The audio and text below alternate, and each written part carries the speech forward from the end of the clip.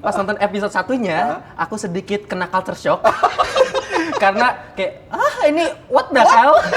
Ada monster gini. Tapi sebenarnya bonkers iya, istilahnya. aku nggak nyangka sama sekali. Sebenarnya jujur dari episode 1 sebenarnya aku kurang suka, Bang. Kayak kepala kita langsung digebuk. Iya. Dar gitu, bonkers. You are in for the ride gitu loh. Iya, The thrill of your life gitu. Iya. Jadi pendekatan kita nggak, kalau biasa kalau aku bikin film slow burn. Nah itu dia, biasa build up Slow pelan, burn. Kalau ini, karakter down. langsung dari awal gitu.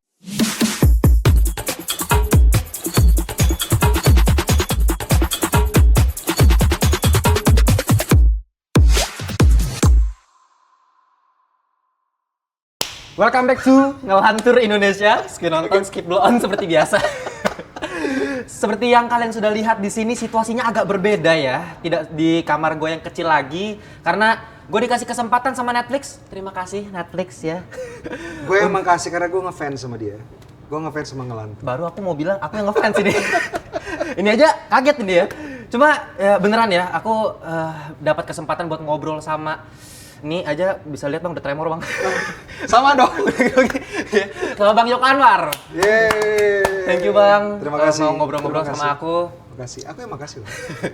Iya, jadi kita bakal ngobrolin seputar TV series yang bentar lagi bakal tayang dan harusnya ini bakal tayang karena mungkin kita kasih spoiler warning dikit Bang, karena aku bakal post setelah ini tayang seriesnya gitu ya. Yes. Ya tayangnya tanggal 14 Juni kalau kalian pengen cek di Netflix, kalau bisa cek langsung Nightmares and Daydreams dari Bang Joko Anwar gitu. Yeah.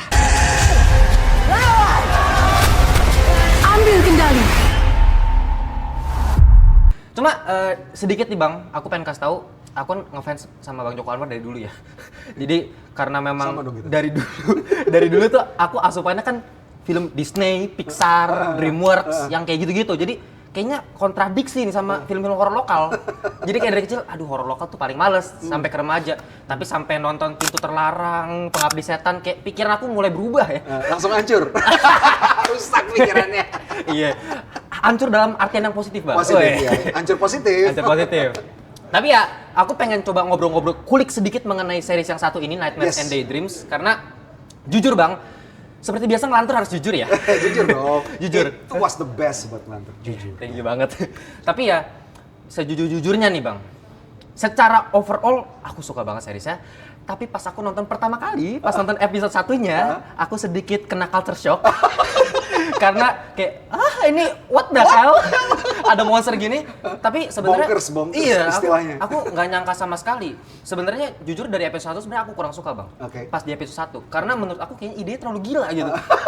Terlalu Terlalu absurd. Tapi untungnya ketika aku nonton episode 2, episode 3, episode 4 kok kayaknya dibawa masuk, makin karakternya makin mantap gitu ya.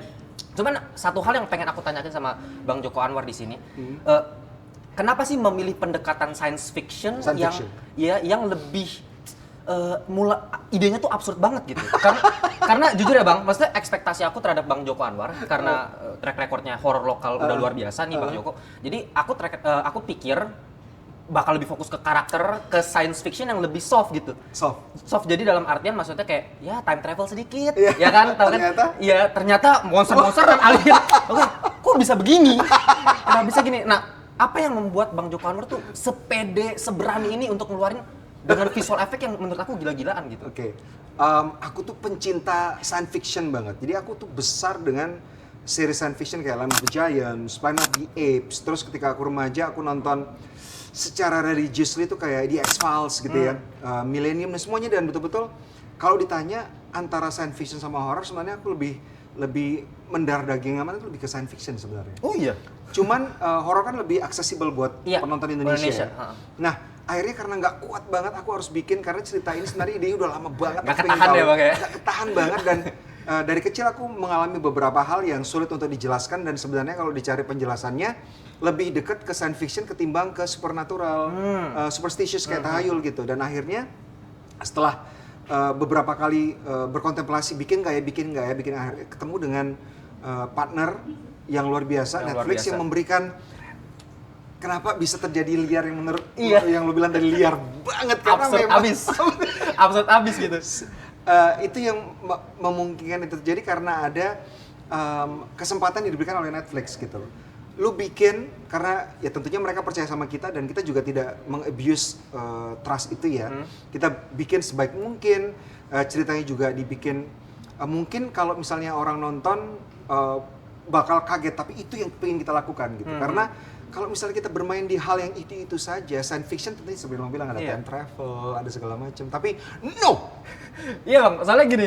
no, kita bikin sesuatu yang berbeda. Let's do it differently gitu. Memang super duper absurd. Maksudnya, aku kan ngelihat series ini jadi keinget lagi The Umbrella Academy. Oke. Ya entah kenapa dengan visual efeknya yang gila gitu ya, dengan group something gitu ya. Aku ngira kenapa maksudnya nggak dibuat ala-ala kayak kalau Bang Jokarno pernah nonton Three Body Problem gitu yang Ya, lebih of course, ya. yang Salah political, satu, ya. yang lebih drama gitu ya. Jadi lebih ke encounter antara manusia dengan aliennya gitu Betul. kan. Kenapa dari awal udah alien, udah visual effect, udah gitu. Yes, jadi ini memang kalau misalnya teman-teman nanti nonton dari setiap episode 1 sampai episode 7 itu kan pengenalan satu karakter dalam satu episode Iya, dijelaskan iya. dalam satu dunia tersendiri dan ini luar biasanya dari Night Motion Daydreams karena dalam satu series kita bisa dapat dunia yang berbeda-berbeda walaupun nanti antar karakter ini ternyata interconnected yang sangat luar biasa bersatu banget sebenarnya ceritanya di ending series teman-teman baru akan bisa melihat bahwa ternyata itu satu cerita gitu. Kenapa pendekatannya langsung hard hitting? We want to grab the attention of audience terutama di Indonesia.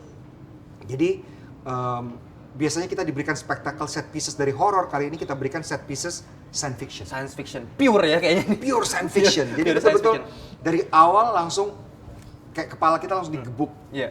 Dar gitu bonkers. You are in for the ride gitu loh. Iya, iya. The thrill of your life gitu. Iya. Jadi pendekatan kita nggak kalau biasa kalau aku bikin film slow burn. Nah itu dia biasa build up Slow pelan, burn. Kalau ini, karakter down. langsung dari awal gitu.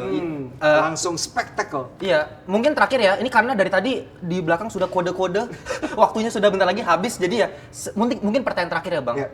Untuk dari proses pembuatannya, yang aku pikir ini kan idenya Bang Jokarno gila banget ya. Jadi maksudnya, apakah memang pure dari pendalaman karakter yang ini dulu baru kita bikin jadi satu geng yang kalian udah nonton harusnya ya, atau emang konsepnya udah ada dulu nih mengenai Agarthan dan lain-lain, baru kita bedah nih, kita bikin karakternya masing-masing, cerita seperti apa gitu. Kalau Bible-nya sendiri, cerita besarnya itu kalau kita bikin series atau film itu harus udah jadi ya. Jadi Blueprint ya. blueprint dari mulai awal origin sampai endingnya itu berakhir harus sudah ada dan itu sudah kita punya. Tapi dalam menginisiasi ceritanya kita dimulai dari sesuatu yang dekat dengan penonton. Yaitu penonton Indonesia pertama. Ya. Jadi cerita yang terjadi itu temanya, isunya adalah isu-isu yang sebenarnya universal. Tentang kemiskinan, sandwich generation, profesi-profesi juga kita sangat bisa tahu terjadi di Indonesia, bisa kita gampang dapatkan di lingkungan kita ya, dari mulai pencari sampah, supir taksi, pencari kerang dan sebagainya.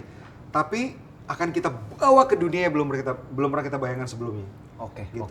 Jadi pendekatannya science fiction, buku besarnya adalah science fiction, something yang out of this world, tapi ceritanya, karakternya adalah yang dekat dengan Indonesia. Dan ini akan menjadi sangat menarik buat penonton di luar Indonesia karena mereka bisa mendapatkan cerita dengan tema yang universal, tapi point of view-nya adalah point of view di Indonesia. Jadi buat mereka sesuatu yang baru. Oke, ya itu aja guys ya. Sorry banget nih waktunya sangat terbatas. Untuk sisanya di reviewnya ngelantur aja. Stay tune terus ya. Dengerin nanti diskusi dari gua.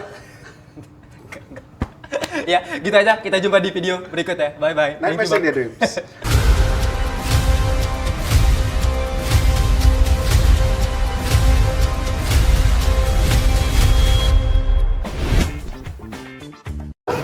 Oh gini. Oke, siap ya. Grogi biasanya